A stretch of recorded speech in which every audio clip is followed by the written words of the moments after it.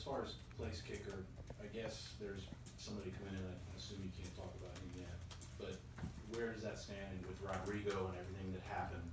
Where does that stand for him? Yeah, Rodrigo's our kicker this spring. I mean, we're gonna have competition at that position. We have competition in every single position.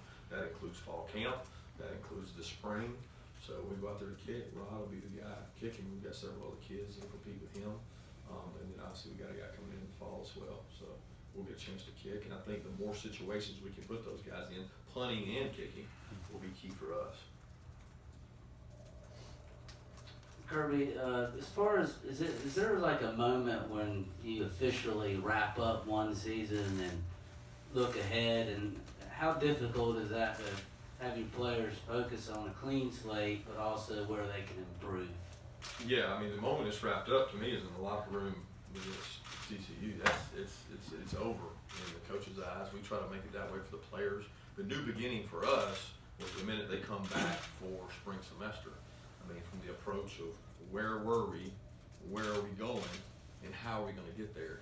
That's the steps that we started in the off-season conditioning program, whether it's gaining weight for you, losing weight for you, better conditioning for you, kicking it further for you, kicking it higher for you. I mean, we have meetings to discuss that with each player so they know where they're headed. And we're kind of on step 2. Because I think of step 1 being the off-season conditioning program, step 2 being the opening spring practice, which we're at today.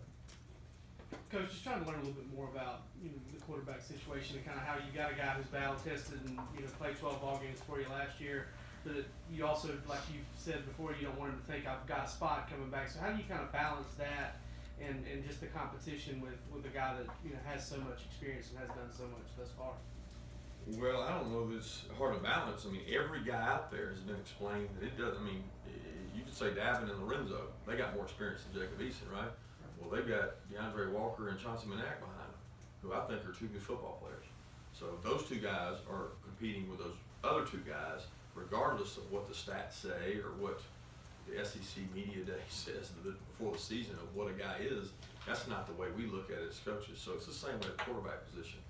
I mean, Jake Fromm's a talented young man who's going to come in here and compete.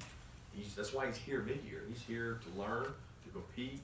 He has a really good understanding. He was really coached well in high school and played in a system that was complicated from a scheme standpoint and coverage standpoint. So he comes in ahead of your normal average freshman. So he's going out there with the intent to compete for that job and win over the team. And that's what we expect him to come out and compete and do. Defensively, Coach, can you talk a little bit about Roquan? I know he's not going to be able to practice this spring. Yeah, Roquan won't be available most of the spring. We don't know if we'll get him back or not. He'll be out there, obviously, helping us coach when he's not conditioning. But Roquan had a really good year.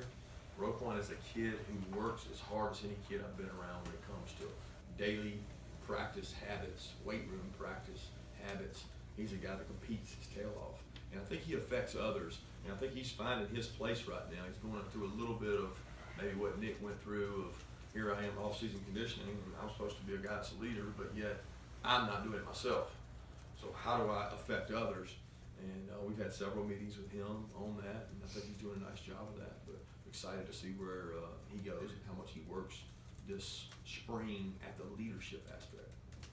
Coach, have you decided if Riley Ridley is going to receive any kind of discipline or suspension for his arrest? Yeah, he'll receive discipline, internal discipline, and I'll say this: we're very disappointed in his decision and do not condone that behavior. And I think Riley's going to learn a valuable lesson from this mistake.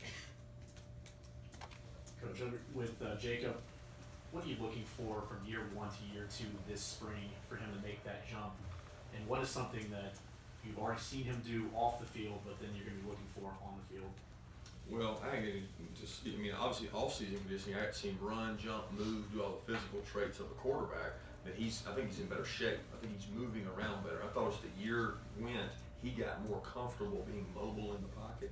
And I saw that in the off-season conditioning program. I'm like, this guy is a little better athlete than we give him credit for. So you got to see some of that. But from a leadership standpoint, he's got to do a better job of communicating in the huddle, doing all the things that a freshman maybe struggled to do. He's trying to get by for himself. He's got to help others now. And I'm starting to see that. I mean, that's something that he feels more comfortable now, having been here a year, than he was obviously in year 1. So we'll get to see today. I mean, it's hard to make a lot of these judgments until you get out there in the practice field and you get to be with them. Kirby, how much does it help the players going into the spring with a sense of normalcy in regard to the coaching staff as opposed to last spring? Well, I think it helps anytime you've got a little bit of carryover. I think the flip side of that you gotta be careful of is, do they get too comfortable? I think that's always the case. I challenge our coaches each year, each day, to change up the drills, to change up the environment, do something different today they have to respond to, 'cause that's what happens in a game. So we don't want them sitting there being comfortable at all. We wanna challenge our players, especially the ones we've got returning, because my biggest fear is a guy thinking that it's okay because I started. I did enough. I'm not hungry. You know, they should be hungry, they should be motivated to win games, to win the East, to be the best player they can be. You're motivated by that, not the flip side of I've already played, I kinda have arrived. We don't have anybody on this team that should. From what you know of Jeremiah Holloman from recruiting him in high school, what kind of skill set does he bring to the receiving corps? And early in I assume you think he might really help out.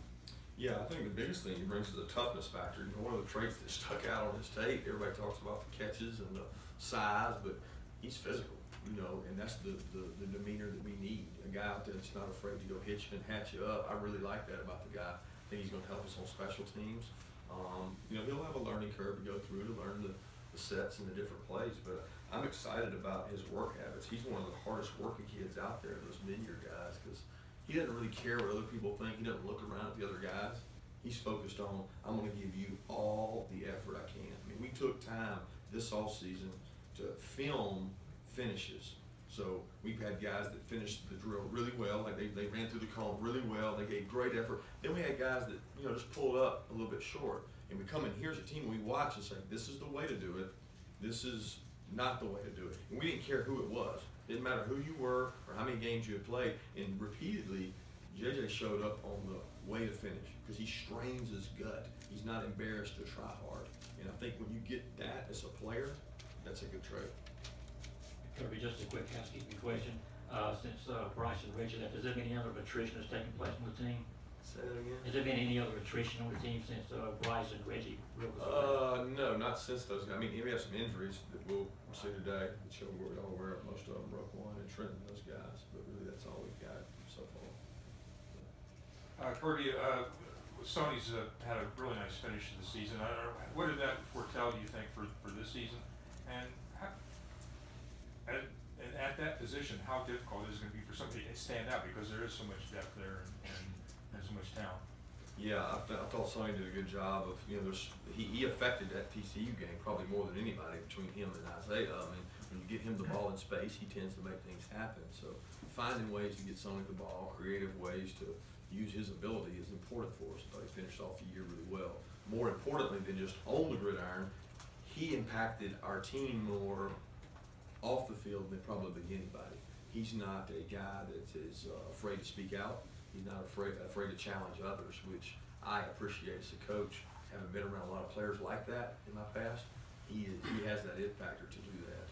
But yeah, at the running back position, that's certainly, you would think with Elijah Holyfield, Brian Herring, even the walk-on, I think is a good player, Prather Hudson, Christian Payne. I mean, we've got guys there that are good players, but we have to find ways to be able to use them.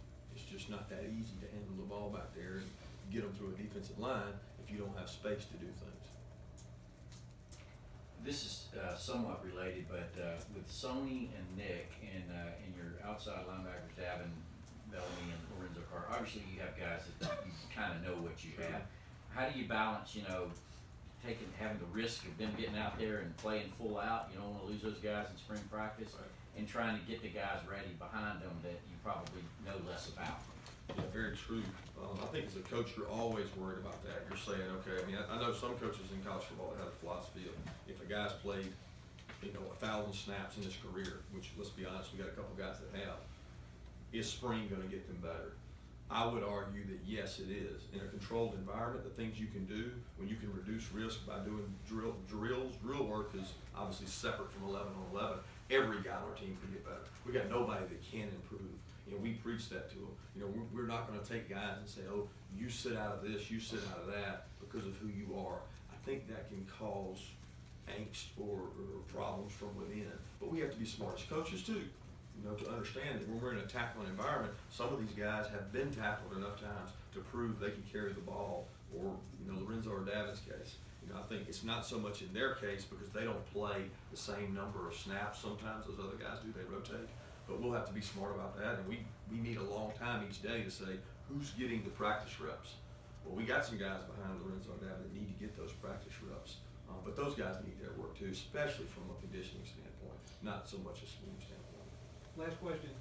With only 3 quarterbacks available this spring, how does that affect the reps and the workload for especially your top 2 scholarship guys? Yeah, the obvious effect would be, can they handle it? We tried to have them, independent of us, throwing each day to strengthen their arms to be able to sustain and get through it. I'll let y'all know because you're going to see it today. Bryce is going to come out there and help us. He's going to be a guy that's there, not from a scheme standpoint, but he's going to help. And he's loyal to this program. He's been very appreciative and handled everything in a first-class manner. So we asked him to help out. He said, absolutely, I'll come out there. But not from a standpoint of taking reps away. We're talking from a standpoint of, can we get enough balls being thrown? So he's going to do that. And those 3 guys are going to get, like I said, they're going to get a lot of work. Most of the time, you'd like to have 5 quarterbacks, but 3 of them getting the reps. So what are the other 2 doing? Most of the time, they're helping facilitate a drill. Well, Bryce is going to do that to stay in shape, to keep himself in shape, and also continue to look at other places. He's gonna practice all spring? No, not going to practice. He's going to help. He's going to student coach. Okay. The other guys are going to help. Thank you, guys. Thank you.